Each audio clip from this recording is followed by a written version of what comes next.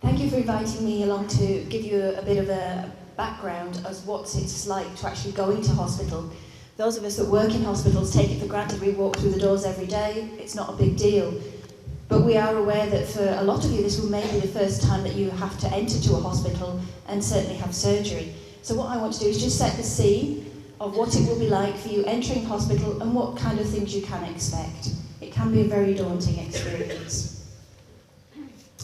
As we've already said, and I think one of the great themes from this morning is that preparation for surgery is obviously one of the main contributors to you getting through this surgery and coming out the other side with the best outcome. To do that, we have a pre-admission clinic. So you'll have gone and seen Dr. Miniter, or started off with your GP, gone and seen Dr. Miniter, surgery's been decided upon. You may go and see Ed and some of his team to get yourself fit for surgery. From a hospital point of view, we want to make sure that when you do come into us, you are ready and you know what to expect. So we will invite you along to a pre-admission clinic. At the pre-admission clinic, you will meet one of our nurses, Melissa usually, who will just run through your medical history, your social history, who's at home with you, who's going to be there to help you when you do get home. She's going to run through things about your medical history. Any of you who've got blood pressure problems, take certain tablets, have diabetes. We want to make sure that these things, that the whole multidisciplinary team, your anaesthetist, your surgeon, are all very well aware of what's happened in your past medical history, so that when you do come into us, we're prepared to deal with all those extra things. You'll be given a date for coming into hospital. Dr. Miniter has regular days that he operates, but there is some flexibility. We are well aware that you have other things going on in your life and that you are actually going to have to plan for coming into hospital and also for the going home part. The procedure itself, we'll talk you through what to expect, because it's the most daunting thing. As you've all said, everybody's scared that they're going to be very much in pain, that they're not going to be able to mobilise, that it's just going to be particularly awful. And it's not always the way. And really what to expect after the operation and how you might feel. And going home or to rehabilitation. And just making sure that your overall recovery is the best we can make it for you. So as I've said, we'll have a clinic appointment at the pre-admission clinic. We'll make sure that any blood tests, anybody that's on warfarin, anybody who's got anything like that, we'll make sure that those blood tests, etc., are relevant, they're up to date, they're recent, so that we've got the most up-to-date information for the doctors, the surgeons and the anaesthetists to work with. We'll take down your history and your relevant information and talk to you about the procedure. You'll have had this a number of times. I don't know about you, but when I go to an appointment, you remember certain points from each different appointment, but you don't remember it all. So we'll go through what's going to happen to you, step by step, and what to expect afterwards. And family members are very important. More ears, the better. And especially, you're very anxious about coming into hospital and having the surgery, but your family or your loved ones are equally as anxious for you.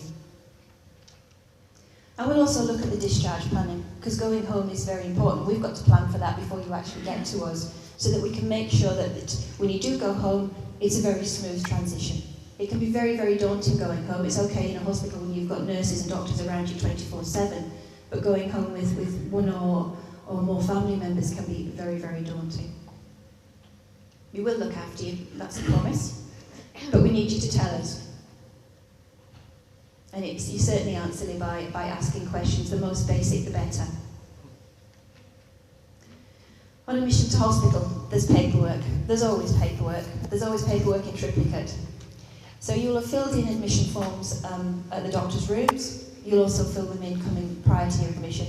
We need to know important things about who your GP is, who's your next of kin, where do you live, and who's at home with you, those kind of things. So we will be asking you lots of questions, and we will ask you the questions over and over again. I'll apologise now, but it's for your safety and it's very important. There'll be a nursing admission. You'll be greeted to the ward, you'll be shown to your room, and then the nurses will come in and take again another nursing history, going over the things I've already discussed. And then we'll prepare you for surgery. You get to wear the very attractive backless gowns.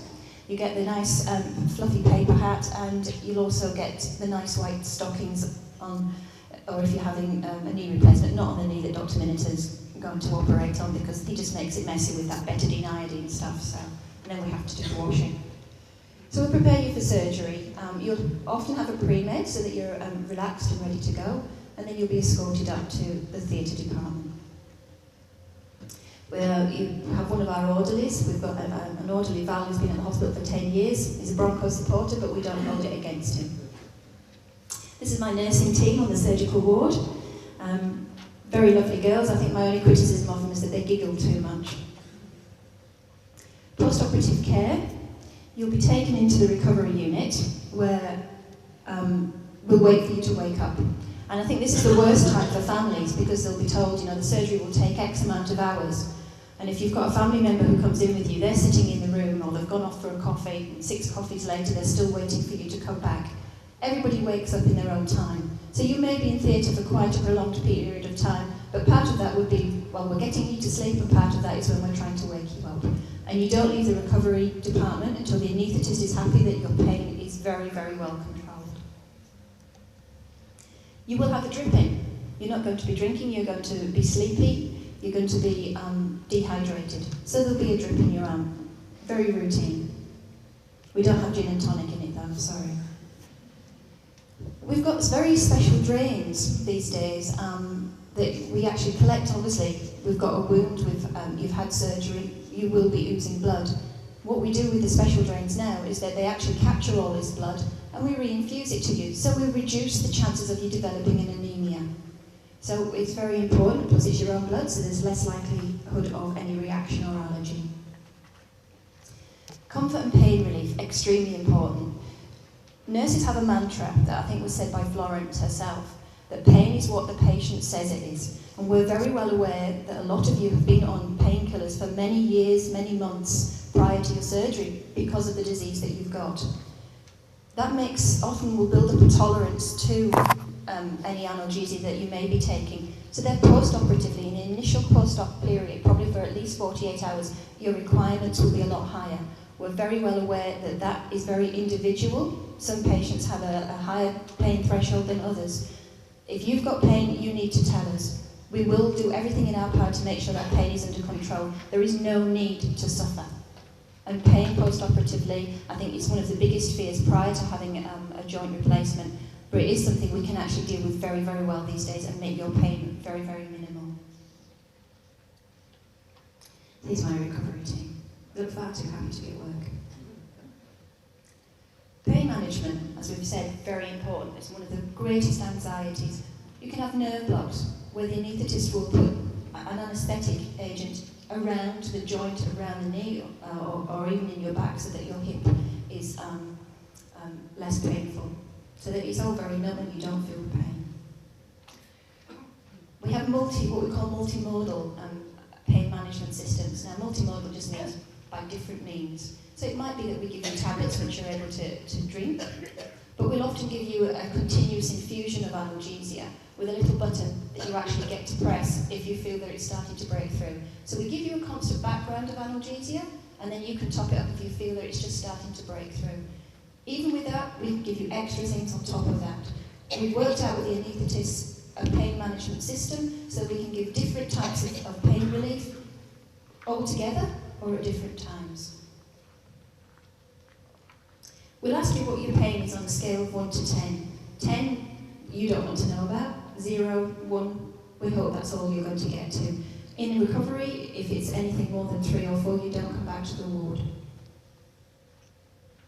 You'll be asked this on a very regular occasion, and I have to say most patients get very used before the nurse even says what the scale to them. They say, oh yeah, it's a 3, or it's a 2.